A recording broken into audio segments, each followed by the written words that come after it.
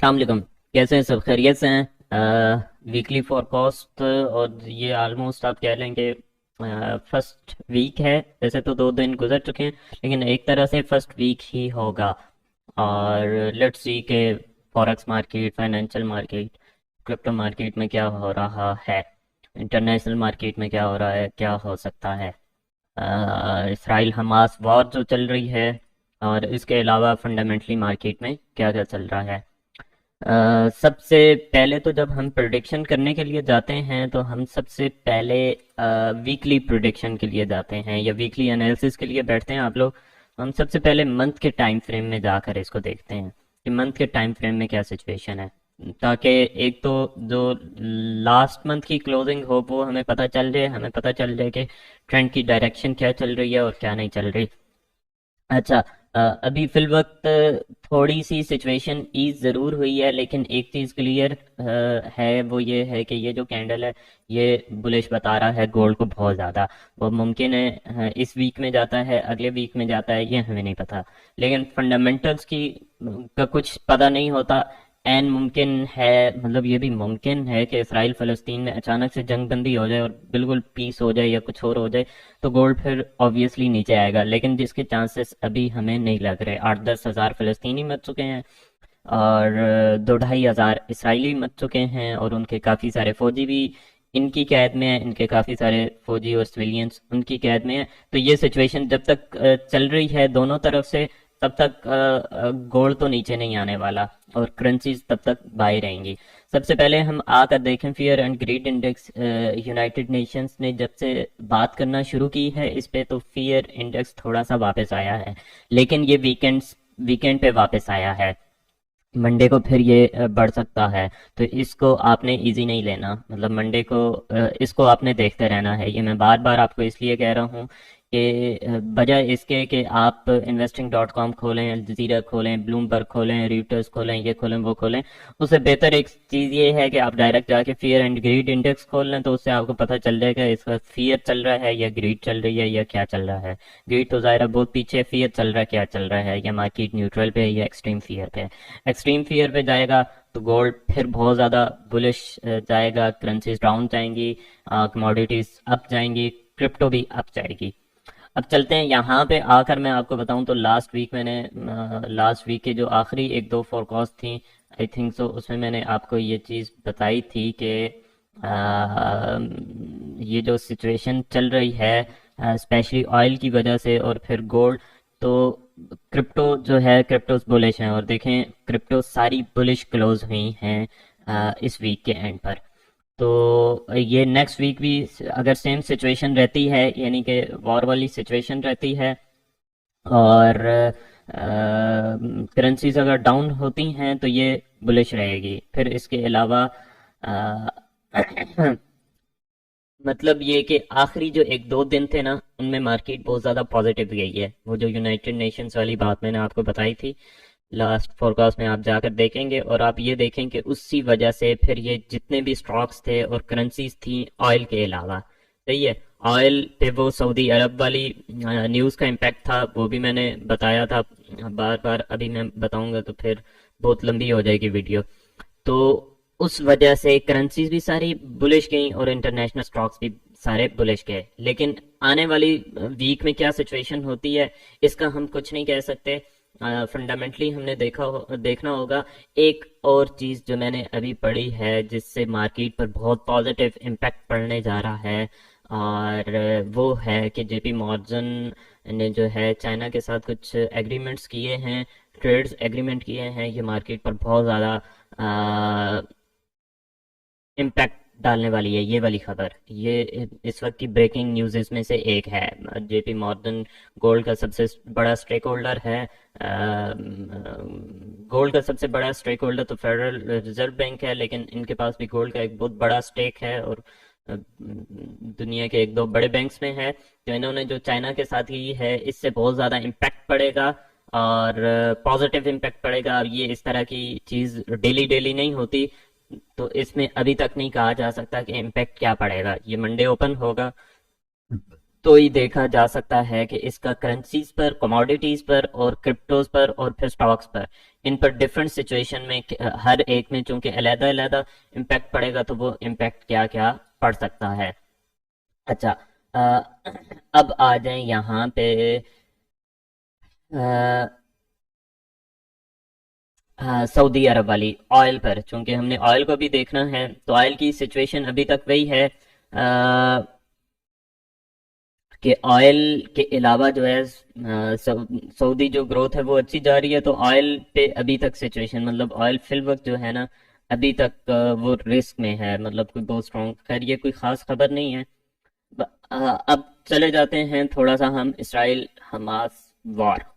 तो मुसलसल चीज चल रही है, ग्राउंड इन्वेजन भी चल रही है, सब कुछ चल रही है, और बहुत ज़्यादा मतलब वहाँ पे नुकसान हो रहा है, लेकिन ग्राउंड इन्वेजन खुलकर नहीं हो रही। एक चीज़ थी जिस पर फोकस किए हुए थे सब, और वो गालबन मैंने आपको लास्ट फोरकास्ट में बताया था कि नहीं, और वो था जो हिजबुल्ला है लबनान में, उसका जो चीफ था हिजबुल्ला, गालबन हसन नसरुल्ला नाम है। तो हिजबुल्ला और इसराइल की सेम सिचुएशन वही वाली रही है जो हमास और इसराइल की है। तो उसकी स्पीच थी इस पूरे कन्फ्लिक्ट में पहली दफा। तो बहुत ज्यादा लोग एक्सपेक्ट कर रहे थे कि कोई बहुत बड़ी स्टेटमेंट देगा या कुछ इस तरह से होगा, जबकि ऐसा कोई हुआ नहीं। उसने कोई बहुत बड़ी स्टेटमेंट नहीं दी, मतलब उसने कहा कि मतलब हमारे दिल उनके साथ हैं, लेकिन हम लबनान की हद तक रहेंगे, लबनान से बाहर नहीं जाएंगे।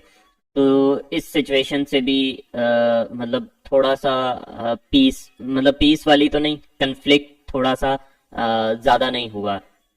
मतलब आप कह लें कि ये एक बहुत बड़ा कन्फ्लिक्ट शुरू हो जाता अगर हसन हिजबुल्ला इसमें कूदता, क्योंकि फौरन से अमेरिकी सदर ने भी इसमें वार्न किया, बरतानिया के सदर ने भी वार्न किया। मतलब जैसे ही ये खबर हुई कि हिजबुल्ला का चीफ स्पीच करने जा रहा है, तो दोनों ने फौरन से आकर ये स्टेटमेंट दी, क्योंकि उनको था कि अगर हिजबुल्ला कर देता है तो ये प्रॉब्लम बहुत ज़्यादा बढ़ जाएगी, इसराइल के लिए मुश्किलात बहुत ज़्यादा बढ़ जाएंगी, और अगर ऐसा होता है तो फिर सिचुएशन बिल्कुल डिफरेंट हो जाएगी। इस वक्त यही चीज़ जो है वो चल रही है कि मतलब पहले भी हमने देखा था जब यूक्रेन और रशिया की वॉर थी, जंग चल रही थी मुसलसल, लेकिन आप कह लें कि चूंकि लोगों को फिर कुछ दिन बाद आदत हो जाती है लड़ाई झगड़े की खबरें सुनने की, और वहां पे ये हो रहा है, और उस सिचुएशन को भूल जाते हैं लोग।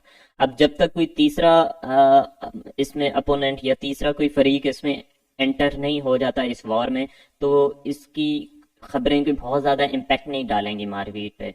हाँ, कोई बहुत बड़ी ग्राउंड इन्वेजन शुरू हो जाती है प्रॉपरली उनकी तरफ से, या हमास की तरफ से कुछ ऐसा शुरू हो जाता है, या कुछ और, या कोई तीसरा मुल्क तो होगा, अदरवाइज हम इसको नहीं देखेंगे। चलते हैं अब गोल्ड की जानिब। मंथ की सिचुएशन ये है, मैंने आपको बताया।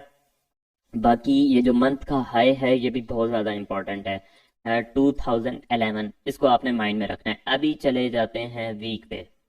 वीक पे चले जाते हैं तो वीक में ये जो लेवल है ये स्ट्रॉन्ग हाई लेवल है 1953 से लेकर 1932, द मोस्ट स्ट्रॉन्ग लेवल, बहुत ही स्ट्रॉन्ग लेवल है ये भाई का।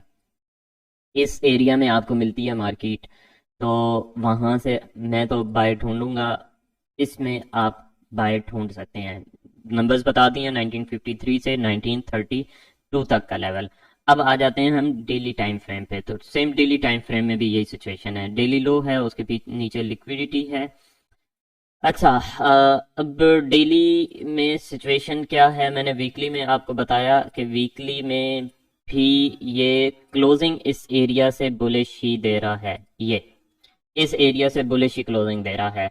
कैंडल क्लोजिंग जो है मतलब वो यही बता रही है कि अब इसमें बाय जाना है। मुमकिन है, एन मुमकिन है कि गोल्ड जो सिचुएशन बनी हुई है एक दफ़ा नीचे आए, ये लिक्विडिटी, ये ऑर्डर्स पिक करे और यहाँ से फिर बाय में चला जाए, ये सिचुएशन बन सकती है। और एक और सिचुएशन ये है कि इस हाई को इस दफ़ा ब्रेक करता है ना 2009 को, तो फिर ये ब्रेकआउट करके जाएगा 2022 फर्स्ट टारगेट होगा, और 2050 इसका सेकंड टारगेट होगा, और फिर एक दफ़ा ऊपर निकल गया तो फिर ऊपर ही है ये। अब डेली में आ जाए। डेली में भी तकरीबन मिलती जुलती सिचुएशन है, कोई सिचुएशन क्लियर नहीं है डेली में, क्योंकि डेली में एक तरह से रेंज वाली सिचुएशन है। ये हमें जाके पता चलेगा H4 में। H4 में कि मार्केट कर क्या रही है। मार्केट एक दफ़ा नीचे आई ज़रूर, लेकिन नीचे आने के बाद मार्केट ने दोबारा से स्ट्रक्चर्स ब्रेक करना शुरू कर दिए। इधर से देखेंगे मार्केट कैसे चल रही है, ऐसे चल रही है, वापस आई, उसके बाद फिर इसने स्ट्रक्चर्स ब्रेक करना शुरू कर दिए। स्ट्रक्चर जब तक ब्रेक करती रहेगी आप इसे बुलिश कंसीडर करेंगे। हाँ, एक दफ़ा इस लेवल को अगर इसने ब्रेक कर दिया इस दफ़ा 1970, तो फिर ये शॉर्ट टर्म में वो जो नीचे वाला एरिया मैंने आपको बताया गालबन 45 के 50, वहां तक फिर आप इसको सेल में देखेंगे। ये मैं सारी सिचुएशन स्ट्रक्चर की क्लियरली बता रहा हूँ। मतलब 7 साल 8 साल हो गए हैं जिन पे मतलब देखते देखते आदत सी हो जाती है कि स्ट्रक्चर क्या है क्या नहीं है। अच्छा, अ, अब इसमें सिचुएशन क्या है। सिचुएशन ये है कि एक ये छोटी सी रेंज यहाँ पर बनी हुई है, और प्राइस सेक्शन में जो हम पढ़ते होते थे एक सिमेट्रिकल ट्रायंगल सा बन रहा है यहाँ पे। तो बहरहाल लेकिन चूंकि मोमेंटम शिफ्ट बाय में होया हुआ है और ये भी बाय में है, तो फिर वक्त बाय जाने के चांसेस हैं। लेकिन ट्रेड कहाँ कहाँ से हमें मिल सकती है। ट्रेड हमें एक मिल सकती है मंडे वाले दिन की अगर बात करें। ये एशियन लो है, एशियन लो के नीचे 1883 के नीचे ये जो ऑर्डर ब्लॉक है यहाँ पे 30 मिनट में भी गालबन फ्राइडे वाले दिन भी मैंने आपको फॉरकास्ट में बताया था, ये एक बाय का एरिया है। दूसरा पिलबक सेल का कौन सा एरिया है ये नहीं बताया जा सकता। ये नहीं बताया जा सकता। सेल का एरिया फिल वक्त नहीं बताया जा सकता। ये मंडे की जो फोरकास्ट होगी या उसके बाद उसमें बात की जा सकती है। अलबत्ता एक यहाँ पे आपको मजीद इसी जगह पे इस तरह से हल्की फुल्की रेंज करने के बाद यहाँ पर रेंज करने के बाद इस जगह पे आपको बुलिश कैंडल मिल जाती है, तो यहाँ से आप इसको बाय में देख सकते हैं। इस जगह से बाय में, यहाँ से आप इसको बाय में देख सकते हैं। मतलब एक स्ट्रॉन्ग और बुलिश कैंडल यहाँ पर अगर आपको देखने को मिलती है। बाकी जो है मंडे वाला जो लास्ट फॉरकास्ट हुई थी आपको याद होगा कि मैंने आपको बताया था कि ये पूरा जो है यहाँ पे 2000 से लेकर 2004 तक का एरिया मैंने आपको बताया था कि ये बहुत ज़्यादा इंपॉर्टेंट है। और सेल वहां से ही अगरचा आई, लेकिन हमने नीचे से बाय भी की। फिर उसके बाद मैंने लाइव सेशन में जाते जाते भी आपको एरिया बताया कि ये इस ऑर्डर ब्लॉक पे आएगी, तो यहाँ से आपने बाय करना है। वहां पर आई 20-30 पिप्स अगरचा नीचे गई, लेकिन दोबारा वहां से 100-150 पिप्स ऊपर गई। तो ये सिचुएशन है गोल्ड की। यूएस ऑयल को की जानिब अब हम आएंगे। यूएस ऑयल में वही सिचुएशन है। यूएस ऑयल में आपको याद होगा मैंने आपको कौन सा लेवल बताया था। मैंने आपको थोड़ा सा ऊपर लेवल बताया था, लेकिन एग्जैक्ट वहीं से यूएस ऑयल होकर आया है। मतलब बिल्कुल एग्जैक्ट वही एरिया। तो ये हल्का फुल्का ऊपर नीचे होता रहता है। तो 300 पिप्स ऑलमोस्ट हमें उस जगह से मिल चुके हैं। तो यूएस ऑयल अभी भी सेल में है। यूएस ऑयल को अभी भी आपने सेल ही में देखना है। फिल वक्त मेरा जो आइडिया है वो ये है कि यूएस ऑयल यहीं से सेल जाएगा, और मुमकिन ये भी है कि एक दफ़ा दोबारा आए इस ऑर्डर ब्लॉक को टेस्ट करके 84 पे वहां से ये नीचे जाए।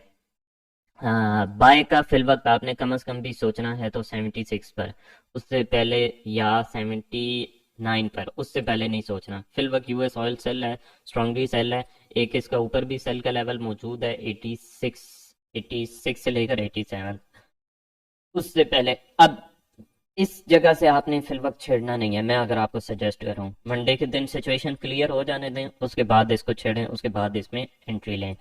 US30 को देख लेते हैं। US30 ने बहुत बुलिश मूव दी, और ये फिल वक्त रुकने को तैयार नहीं है। तो ये रुकने को तैयार नहीं है तो इस वक्त फिल वक्त इसको छेड़ें भी नहीं। ये वैसे इसका लेवल है, लेकिन मैं आपको प्रेफर करूंगा ये वाला लेवल। ये 33805 से लेकर 33827, ये वाला जो लेवल है, ये जो बाय का लेवल है, ये स्ट्रॉन्ग। ये इसमें आप H4 में जाकर देखेंगे, जहां जहां भी फेयर वैल्यू गैप्स है वहां पे मार्केट आती है।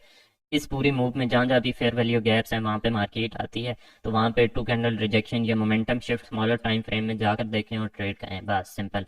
कौन सा लेवल है ये नहीं कहा जा सकता। कोई भी फेयर वैल्यू गैप देखें, उसमें आती है, कंफर्मेशन फाइंड करें, वहां से बाय करें। सिंपल इसमें ये स्ट्रेटजी मैं आपको बता रहा हूँ। इसी तरह से जेपी पाउंड जेपीवाई पे आ जाए, तो पाउंड जेपीवाई भी फिल वक्त बीरिश आने के कोई इम्कानात नहीं लग रहे। 184 एक एरिया है, लेकिन ज़्यादा स्ट्रॉन्ग एरिया तो 83.55 से लेकर 83.79 तक का एरिया है। ये एरिया ज़्यादा स्ट्रॉन्ग है। बहरहाल ये दो एरियाज हैं इसके, इन पर आपने देखना है इसे, और बाय है। पाउंड येन को आपने सेल करने का सोचना भी नहीं है, मुसलसल बाय है, बाय ट्रेंड में है फिलहाल। अच्छा, उससे पहले पाउंड येन में मैंने आपको ये एरिया बताया था, आप जाके फोरकास्ट देख सकते हैं। एग्जैक्ट उसी एरिया से होकर गई है मार्केट, फिर वैल्यू गैप मोमेंटम शिफ्ट, फिर वैल्यू गैप को टेस्ट किया और बाय। और अब ये जो इसका टारगेट है, कम से कम ये यहाँ पर जाएगा 186.87 तक ऑलमोस्ट जाएगा, टारगेट करेगा उस एरिया को जाके। बिटकॉइन को देख रहे हैं, बिटकॉइन में बड़ी प्रेडिक्शंस हुई। अब देखते हैं कि बिटकॉइन फिल वक्त क्या कर रहा है। फिल वक्त उसी जगह पे खड़ा हुआ है। ये एरिया या ऊपर 3700 वाला एरिया मैंने आपको बताया, यहाँ पे मैं सेल फाइंड कर रहा हूँ। जैसे ही यहाँ पे मिलती है मैं सेल इसमें करूँगा। काफ़ी सारी बिटकॉइन है भी मेरे पास, तो वो भी मैं सेल सोल्ड आउट करूँगा इस जगह पे। तो ये थी आज की फोकस। दूसरा ये है कि हाँ, एक चीज याद आई, व्हाट्सएप चैनल जो है ज्वाइन कर लें। उस पे जो भी ताज़ा अपडेट फंडामेंटल्स की होगी, इसके अलावा उस पे सिग्नल्स भी मैं देता रहता हूँ। ऐसी कोई भी अपडेट होती है डेली, मतलब उसमें, और उसमें जो भी चीज़ जाती है स्ट्रॉन्ग सिग्नल होती है, स्ट्रॉन्ग न्यूज़ होती है, तो वो ज्वाइन कर लें। मैं लिंक डिस्क्रिप्शन में उसका डाल देता हूँ टॉप पे ही। उससे आपको काफ़ी हेल्प आउट हो जाएगी इंशाल्लाह। तो मिलते हैं आप लोगों से। दुआ में ज़रूर याद रखें। अल्लाह हाफिज। वीडियो को ज़रूर लाइक किया करें।